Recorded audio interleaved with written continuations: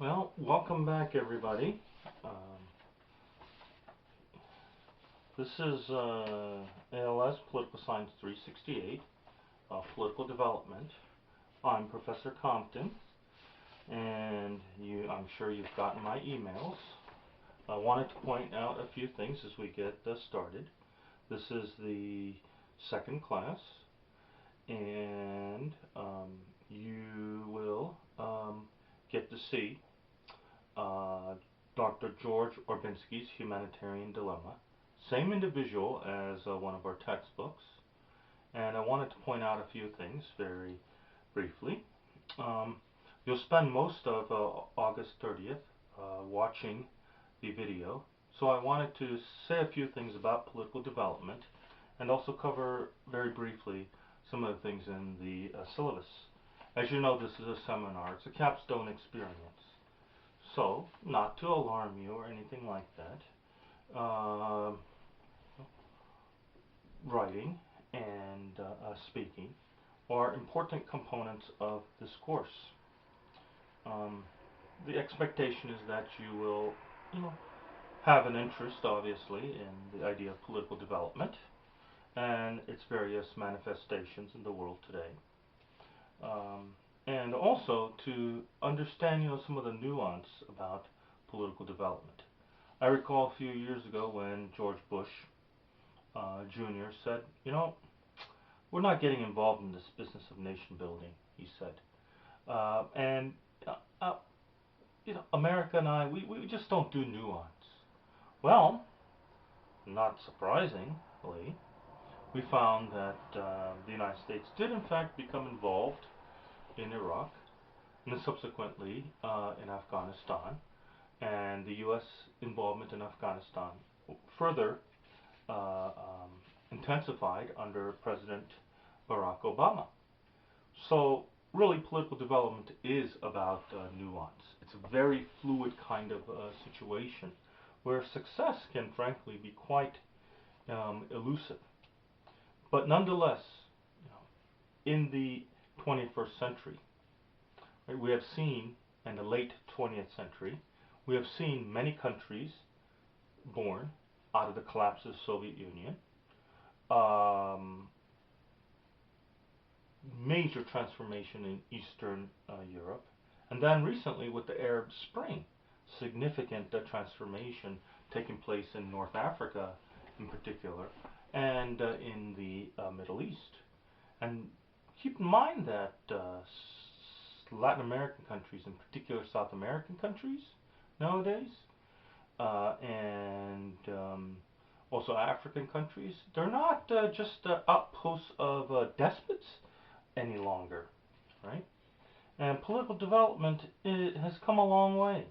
We used to think of political development as taking a traditional society and the traditional ideas would kind of wash away and it would be replaced by a modern society.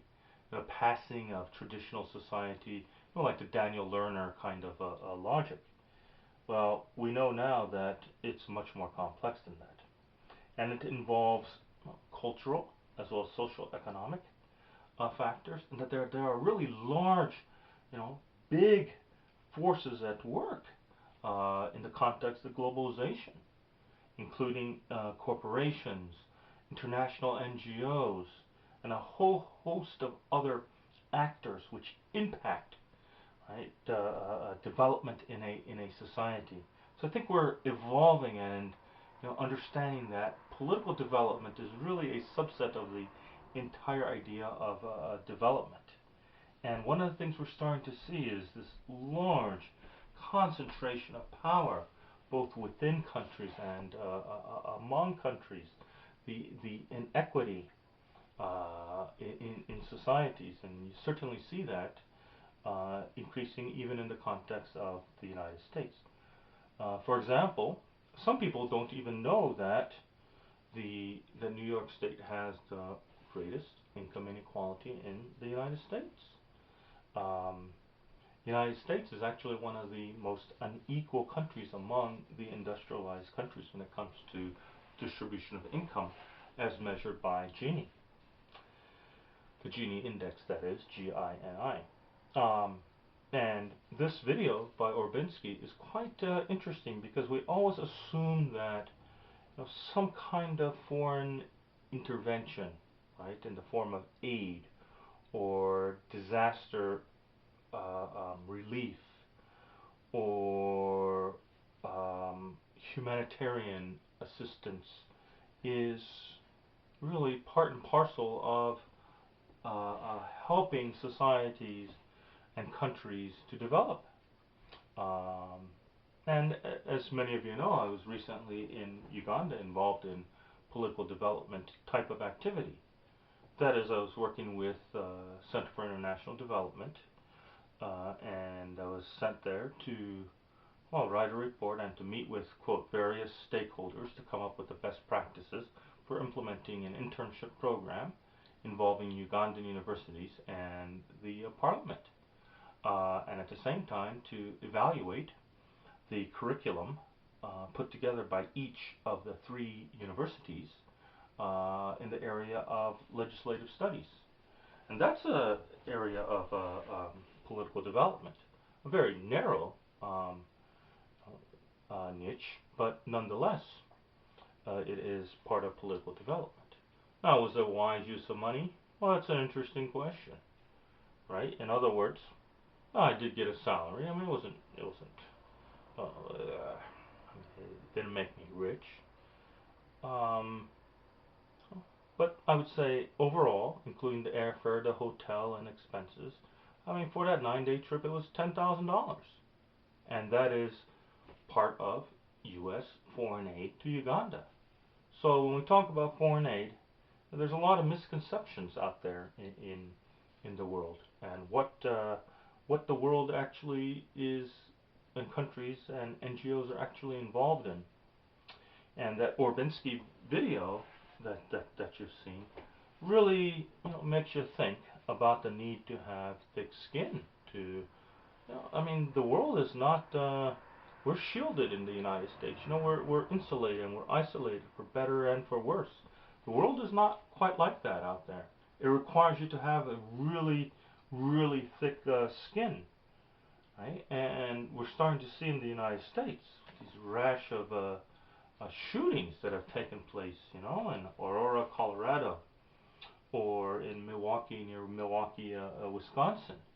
That when things are tough, people in the United States have this sort of this emotional, psychological softness, because they haven't been challenged like many people have in the developing world, where no, you got to seize every opportunity you can get, um, especially when it comes to economic opportunities. And the other thing that people have become aware of in terms of political development is really the linkage between economic development and political development. You can't any longer separate the two. It's not possible. You can't have one without the other. That they're so integral to each other that not only can you not talk about one without the other, but if you're going to come up with a systematic program of political development, it has to include aspects of economic development. But for a second, let me return back to political development and focus on that, and then I will end for today. You may recall, if you've taken an introductory class in political science, right, the idea of Easton's systems model. Right, just as a refresher, with inputs, outputs, and then the what we call the black box for conversion. Political development really examines the input, right, and then also examines the functioning of political system, how it can be strengthened, both in terms of input, the conversion process of the three branches of government, right, and the bureaucracy also included in there as part of the executive, and then to examine the policies, the laws that come out on the other end, the so-called output, right? And it's a system, right? And if one part doesn't work properly, then the entire system becomes unbalanced and doesn't function appropriately. And all too often, that is the case in many developing countries. And frankly, even in developed countries such as the United States, we're starting to experience a high degree of political instability. And so these are the kinds of things that we can talk about in this class. Of course, the United States and Europe is just a frame of reference because the primary focus is on developing countries. Right? And by developing countries, we are referring to those countries that are not a part of the so-called global north, right? The OECD countries. We're talking about countries who have quite modest socioeconomic standing, countries that have been challenged politically, dealing with issues such as corruption or issues such as revenue shortages. I mean, what many people don't understand is that countries like Djibouti in the Horn of Africa, I mean, 60 to 70% of the government's budget comes from foreign aid. Under those circumstances, I mean, how much autonomy does the government of Djibouti have? Um, so you have many countries in the world that exist in the international system that clearly don't have equal power. And that influences the whole idea of political development. Okay, on that note, I think it's best to end for the day. And let's see, um, on Thursday, August the 30th, what I'd like you to do is to finish the video.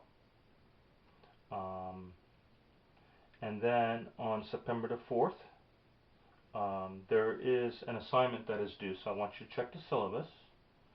And I will be sending you a report. It's the Compton Okiro report for discussion on September 6th when I return. And I want you to be ready to discuss the readings for September the 6th to include that report. Take a look at the rubric for grading papers and oral presentations, which is listed in the email that I sent. You can just click that.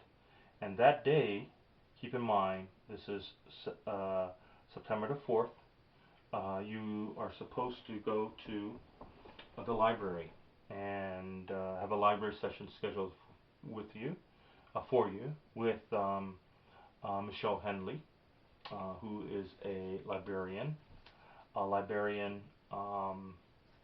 in the social science area. And so you are to meet her in the reference instruction room right next to the reference desk. And I've also posted some questions that you should think about in terms of sources. And I've already had a discussion today, earlier, with Michelle Henley about the kinds of things that I wanted to emphasize. So it's not just your run-of-the-mill library session. That's my point. It's specifically for this capstone seminar. Lastly, I want you to make sure that you get your 3 books. The Orbinski, James Orbinski book, Imperfect Offering, the Damian Kingsbury book on political development, which is really a basic text, but gives you a good sort of background of what we're doing here, and then the Eberly book about the rise of global civil society. Now, you'll notice that the Eberly book in particular is quite a conservative, but I think it will give us a good sounding board for our discussions in class. You'll also notice that there are some links. Right? These links, you can click them and you can get to them. Things that are on reserve, you will be able to access them through Angel, or I will send them by email, and we'll see how that goes. So that's the nature of the course. But you really, I mean, seriously, please, work on your paper. The exams are open book, open notes, and you'll get a review sheet, as is the case with all my other courses. So if you have any questions, please feel free to email me. And thank you very much.